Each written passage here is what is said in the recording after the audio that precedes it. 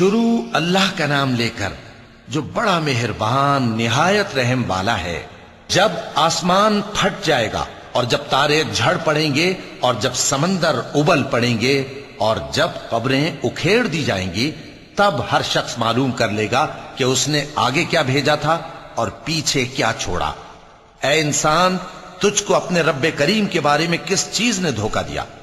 وہی تو ہے جس نے تجھے بنایا، پھر تیرے اعضاء کو درست کیا اور تیری قامت کو معتدل رکھا، جس صورت میں چاہا تجھے جوڑ دیا، مگر افسوس تم لوگ جزا کو جھٹلاتے ہو، حالانکہ تم پر نگہبان مقرر ہیں، یعنی معزز کاتبین۔ جو کچھ تم کرتے ہو وہ اسے جانتے ہیں۔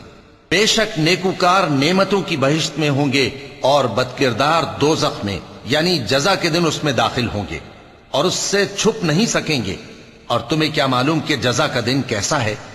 پھر تمہیں کیا معلوم کہ جزا کا دن کیسا ہے؟ جس روز کوئی کسی کے کچھ کام نہ آ سکے گا اور حکم اس روز اللہ ہی کا ہوگا۔